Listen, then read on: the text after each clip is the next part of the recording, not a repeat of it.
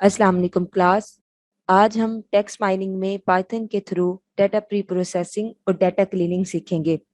In data cleaning and data pre-processing, we convert the raw text into a least that are clean text.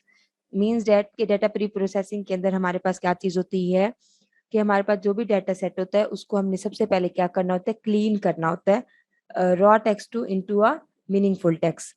For example, data cleaning techniques are tokenization, stopper removal, and streaming, and many more. Fine.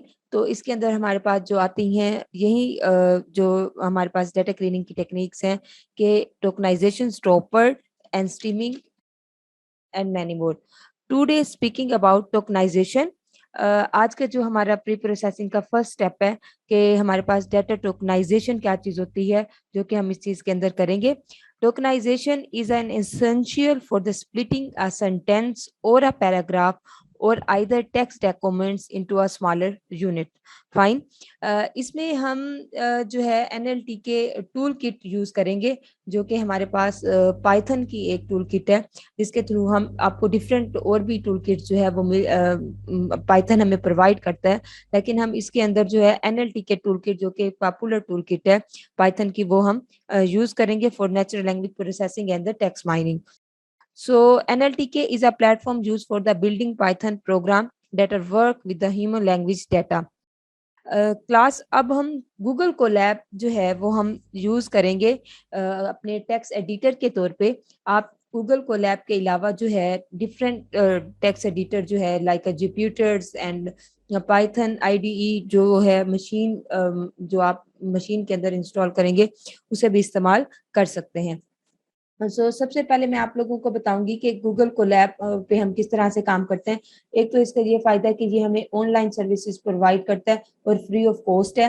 और इसमें हम क्या कर सकते हैं, different like RAM, disc वगैरह भी ये हमें गूगल जो है वो प्रोवाइड करता है। और इसके अलावा हम इसके ऊपर सीपीयू, टीपीयू एंड जीपीयू की सर्विसेज भी ये हमें गूगल कोलैब जो है वो प्रोवाइड करता है। तो सबसे पहले मैं आप लोगों को ये बताऊंगी कि गूगल कोलैब के ऊपर आप किस तरह से अपने अकाउंट बनाएंगे। यहाँ पे आप जाके राइट करेंगे गूगल कोलैब। कोलैब जैसे आप इसके ऊपर राइट करेंगे तो सबसे पहले आप लोगों को लिंक जो है वो मिलेगा, आप इसके ऊपर क्लिक करेंगे। जैसे आप इसके ऊपर क्लिक करेंगे तो यहाँ पे क्योंकि ऑलरेडी मैंने इस चीज को ओपन किया हुआ है, तो आपके पास ये किस चीज को मांगेगा कि अपनी जीमेल आईडी के थ्रू जो है इसे क्या करें, ओपन करें। तो आप अपनी जीमेल आईडी जो है, जो भी आप करंट जीमेल आईडी यूज कर रहे होंगे वो आप देंगे और आपको यहाँ पे गूगल कोलैब की सर्विसेज जो है वो प्रोवाइड हो जाएंगी। यहाँ पे आके आपने फाइल फाइल के ऊपर क्लिक करना है। क्लिक करने के बाद आपने न्यू नोटबुक जो है वो क्रिएट करनी है। ये लोडिंग हो रही है। जैसे ही आप न्यू नोटबुक जो है क्रिएट करेंगे, यहाँ पे आप जाके क्या कर सकते हैं, अपनी नोटबुक का नेम भी दे सकते हैं। सपोज मैं यहाँ पे दे देती हूँ डाटा क्लीनिंग, डाटा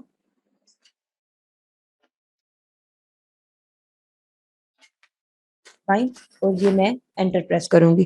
ठीक है। और इसका सबसे बड़ा फायदा ये है कि आप ऑनलाइन किसी भी जगह से अपने गूगल जो आपकी जीमेल आईडी है वहां पे आप इसे ओपन करेंगे और आप बैठ के इसे असेस कर सकते हैं, अगर आपके पास लैपटॉप वगैरह नहीं है तो। और आप किसी के भी लैपटॉप पे जाके जस्ट अपनी जीमेल आईडी ओपन करेंगे, गूगल ड्राइव के अंदर जो है ये आपको आपका काम जो है वो मिल जाएगा। हम अपने काम की तरफ आते हैं। Next step is now we need a data set. जाहिर बात है हमें किसी ना किसी डाटा सेट की जरूरत होगी जिसके ऊपर हमने डाटा क्लीनिंग और डाटा प्री प्रोसेसिंग के क्या करने हैं, स्टेप राइट करने हैं। यहाँ पे जो ये कोड है ये मैं आप लोगों को प्रोवाइड भी कर दूंगी from sklearn dot data set. Means that ये हमारे पास एक रिपोजिटरी है जिसपे क्या होते हैं, sklearn मतलब डाटा सेट हमारे पास अवेलेबल होते हैं। तो वहां से मैंने कहा कि from sklearn dot data set import कर दें fetch29 ग्रुप्स। ठीक है। मैं जैसे ही राइट करूंगी यहाँ पे आपने कंट्रोल और एंटर प्रेस करना है। ठीक है। 0 सेकंड के अंदर जो है कोलैब ने sklearn डाटा सेट में से फेच कर लिया 20 न्यूज ग्रुप का डाटा सेट। ठीक है। अब मैं क्या करूंगी, डाटा प्री प्रोसेसिंग के लिए मैं अपने इस फेच 20 न्यूज ग्रुप को किसके अंदर, एक वेरिएबल के अंदर क्या करवा दूंगी, पास करवा दूंगी, ताकि ये वेरिएबल मैं आगे यूज करती जाऊं। मैंने इसे किसके अंदर रख दिया, टेक्स्ट डाटा के अंदर। जैसे ही मैं इसके ऊपर रखूंगी टेक्स्ट डाटा के अंदर, कंट्रोल एंटर प्रेस किया, तो ये मेरे पास क्या चीज हो चुकी है, फेच 20 न्यूज ग्रुप जो है टेक्स्ट डाटा के अंदर जो है वो क्या हो चुका है, सेव हो चुका है। आप किसी भी जो भी आपके पास डाटा सेट आता है, आप उसकी टाइप भी जो है वो क्या कर सकते हैं, फाइंड आउट कर सकते हैं। इसके लिए हमारे पास बिल्ट इन फंक्शन है टाइप, और जो आपने वेरिएबल का नेम रखा था वो आप यहाँ पे एंटर करेंगे, और आपने क्या करना है, कंट्रोल और एंटर, इसे रन करना है। तो ये आपको बता रहा है कि ये हमारे पास बंच फॉर्म ऑफ डाटा जो है डाटा सेट है। ठीक है। अब सबसे पहले जो हमारे पास आती है कि import numpy as np, means that जी हमारे पास पाइथन के अंदर क्या है, आप पांडास भी यूज कर सकते हैं, numpy हमारे पास डिफरेंट लाइब्रेरीज है जो कि आप क्या कर सकते हैं, यूज कर सकते हैं। तो यहाँ पे मेरे पास क्या चीज आई, इंपोर्ट numpy एज एनपी। यहाँ पे भी आप जस्ट जरूरी नहीं है कि आप कंट्रोल और एंटर प्रेस करें तो ये रन होगा, यहाँ पे आप इसको आके रन करेंगे तो इसके थ्रू भी ये क्या हो जाता है, रन हो जाता है। तो मैंने क्या किया, मैं कह रही हूँ कि फर्स्ट जो मेरा प्रोसेस है कि मुझे इस डाटा सेट में से डाटा चाहिए, कि मेरे पास कौन सा डाटा है, ये बंच फॉर्म ऑफ डाटा है। तो मैं कहूंगी कि इस टेक्स्ट डाटा के अंदर, ये जो टेक्स्ट डाटा मेरे पास है, इस टेक्स्ट डाटा के अंदर जो डाटा है, टेक्स्ट डाटा डॉट डाटा, वो किसके अंदर आ जाने चाहिए, रॉ टेक्स्ट के अंदर। ठीक है, क्योंकि रॉ टेक्स्ट को हम मीनिंगफुल टेक्स्ट के अंदर जो है वो लेके जाएंगे, तो मैंने इस वजह से ये एक वेरिएबल क्रिएट की है, किस नेम से, रॉ टेक्स्ट के नेम से। और इस रॉ टेक्स्ट को मैं क्या करूंगी, कॉल करूंगी, तो ये मेरे पास क्या चीज हो जाएगी, आ जाएगा रॉ टेक्स्ट के नेम से। देखिए अब हमारे पास क्या चीज हो चुका है, ये जो हमारे पास फेज 20 न्यूज ग्रुप जो कि हमने टेक्स्ट डाटा के अंदर क्या किया था, स्टोर करवाया था, जैसे ही मैंने उसके डाटा को कॉल किया, ये देखें ये आपके पास सारा डाटा सेट जो है ये आपके पास आ चुका है। ठीक है, सबसे पहले कि हमने किसी भी डाटा सेट में से उसका डाटा किस तरह से फेच करना है। तो सबसे पहला काम जो हमारे पास होता है वो क्या चीज होती है कि उस डाटा सेट को हम क्या करें, लोअर केस के अंदर कन्वर्ट कर दें, ताकि हमारे जितने भी अगर अल्फाबेटिकल जो टेक्स्ट फॉर्म ऑफ डाटा वो सारा का सारा सेम लेवल का हो जाना चाहिए। ठीक है, तो यहाँ पे हमारे पास जस्ट एक ही मतलब हमारे पास आता है str.lower।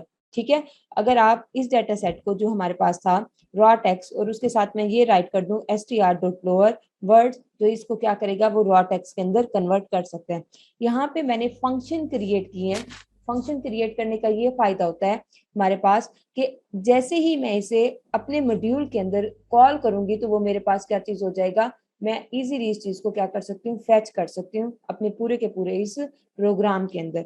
ठीक है, तो मैंने एक क्या किया है, फंक्शन बनाया है, define to lower data for words in raw text, means that for words, ये एक वेरिएबल लिया मैंने फॉर लूप के थ्रू, वर्ड्स इन रॉ टेक्स्ट। अब कहाँ से आया रॉ टेक्स्ट हमारे पास, यहाँ से मैंने क्या करवाया था, रॉ टेक्स्ट के अंदर मैंने सेव करवाया था किसको, टेक्स्ट डाटा डॉट डाटा को। तो मैंने क्या कहा, four words in a raw text, क्या कर दें, ये जो मैंने एक एरे लिस्ट क्रिएट की है इसके अंदर ये क्या हो जाना चाहिए, अपेंड होना हो जाना चाहिए, मीन दैट उसके अंदर ये चले जाना चाहिए। रॉ जो मेरे पास रॉ टेक्स्ट है उसे जब मैं लोअर केस के अंदर करूंगी तो ये अपेंड का फंक्शन लगा के ये किसके अंदर चले जाएगी, मेरे पास एक एम्प्टी एरे लिस्ट है, ये सारा डाटा इसी के अंदर चला जाएगा। सो ये एक हमारे पास फंक्शन होता है str.lower। अब किसे कर दो, वर्ड्स को, क्योंकि मैंने रॉ टेक्स्ट को किसके अंदर कर दिया, असाइन करवा दिया वर्ड्स के अंदर। तो ये क्या करेगा, अब हमारे पास जो भी str.lower जो वर्ड्स के अंदर हमारे पास रॉ टेक्स्ट आया वो किसके अंदर चला जाएगा, क्लीन टेक्स्ट 1 के अंदर। तो यहाँ पे मैं इसे क्या करूँ, कॉल करूंगी क्लीन टेक्स्ट 1। सबसे पहले हम इसे रन करेंगे, ये हमारे पास रन हो चुका। और मैं अब क्या करूंगी, क्लीन टेक्स्ट 1 को जैसे ही कॉल करूंगी, ये फंक्शन जो मैंने क्रिएट किया था एरे लिस्ट के अंदर अपेंड किया है, अब आप देखें कि हमारे पास क्या चीज हो चुकी है, फ्रॉम। फ्रॉम देखें कैपिटल में है, इसमें कुक कैपिटल में है। मैं आपको फर्स्ट वाला दिखा देती हूँ ताकि आपको अच्छे तरीके से क्लियर हो। फ्रॉम सब्जेक्ट आर ई, तो आप ये देखेंगे कि ये क्या चीज हो चुका है, लोअर केस के अंदर हो चुका है, FROM फ्रॉम।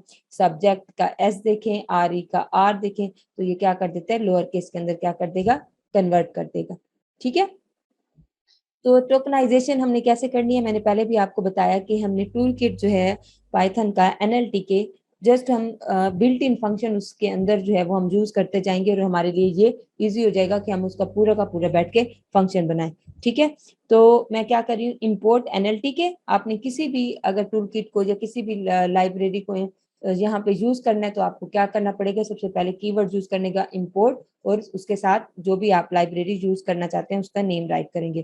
तो यहाँ पे मैं कौन सी यूज कर रही हूँ, इंपोर्ट एनएलटी के, एनएलटी के डॉट डाउनलोड, डाउनलोड कर दें पंक्ति के नेम से फ्रॉम एनएलटी के, इस एनएलटी के में से टोकनाइज इंपोर्ट कर दें send tokenise and word tokenise. ठीक है, मैं पूरे के पूरे होल डॉक्यूमेंट्स को सबसे पहले किसके अंदर करूंगी, सेंटेंस टोकनाइजेशन के अंदर, और फिर किसमें कर दूंगी, वर्ड टोकनाइजेशन के अंदर। तो देखें जैसे ही मैंने इसे रन किया तो यहाँ पे ये क्या कह रहे हैं, डाउनलोडिंग पैकेज, तो ये एनएलटी के हमारे पास क्या चीज हो चुकी है, डाउनलोड हो चुकी है।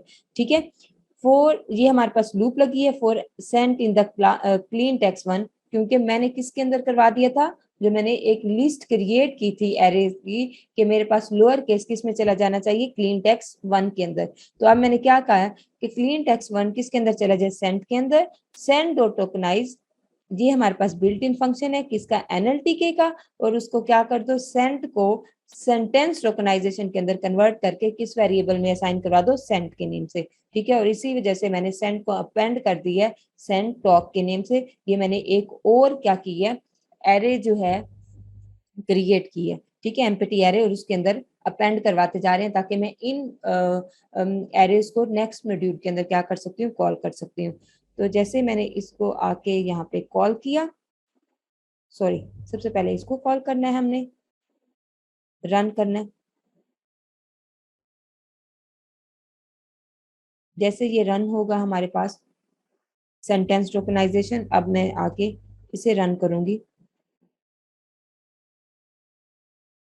तो देखें अब हमारे पास पूरा का पूरा पैराग्राफ जो है वो क्या हो चुका है, सेंटेंस के अंदर टोकनाइज हो चुका है। ठीक है, हमें क्या चाहिए, वर्ड टोकनाइजेशन चाहिए, तो मैं क्या करूंगी, clean text two word tokenization I for I in the clean text one, जो मेरे पास क्लीन टेक्स्ट वन के अंदर जिसे मैंने लोअर केस के अंदर कन्वर्ट किया था, वहां पे मैंने आपको ये जस्ट बताया क्योंकि हमें किसकी चाहिए, वर्ड टोकनाइजेशन चाहिए होती है, तो सेंटेंस टोकनाइजेशन भी मैंने अबव आपको बता दी है। तो क्लीन टेक्स्ट वन क्या हो जानी चाहिए, वर्ड टोकनाइजेशन होनी चाहिए, और क्लीन टेक्स्ट टू को यहाँ पे मैं आके क्या करूंगी, कॉल करूंगी।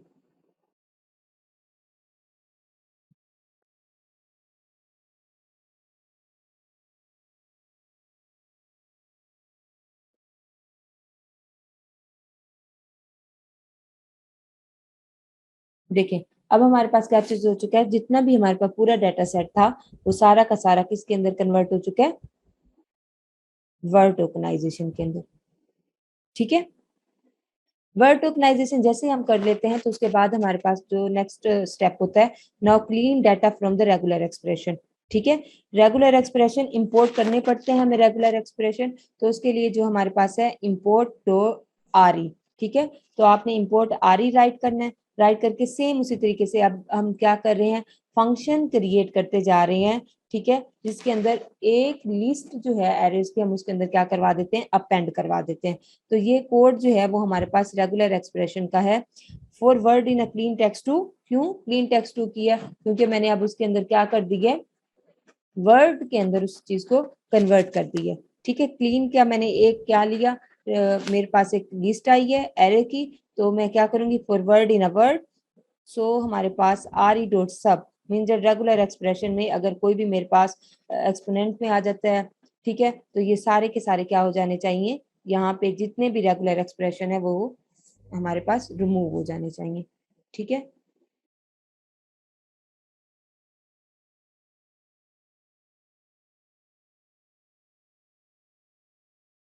जैसे ये होता है मैं आप लोगों को आगे समझा दूं, जैसे रेगुलर एक्सप्रेशन हम यहाँ से क्या कर देते हैं, रिमूव करते हैं, तो नेक्स्ट स्टेप हमारे पास होता है जो मोस्ट इंपोर्टेंट होता है, वो होता है स्टॉप वर्ड्स। ठीक है, हमारे पास वर्ड टोकनाइजेशन के बाद कि हमें वो तमाम वर्ड्स नहीं चाहिए जिनके कोई भी मीनिंग नहीं हमारे पास सेंस में आ रहा होता है, लाइक इज एम आर, तो ये सारे के सारे हमारे जितना भी डाटा सेट है, जैसे ही हमने उसे टोकनाइजेशन किया तो उसके बाद हमारे पास जो नेक्स्ट स्टेप होता है वो यही होता है कि हम उसमें से स्टॉप वर्ड जो है वो रिमूव कर दें। सो इंपोर्ट एनएलटी के डॉट डाउनलोड, हमने क्या करने हैं, डाउनलोड करने हैं कौन से वर्ड, स्टॉप वर्ड्स, ठीक है। तो जैसे ही हम डाउनलोड करेंगे तो ये इंग्लिश के जितने भी स्टॉप वर्ड्स हैं वो इन चीज को क्या कर देगा, हमारे पास डाउनलोड करके आएगा।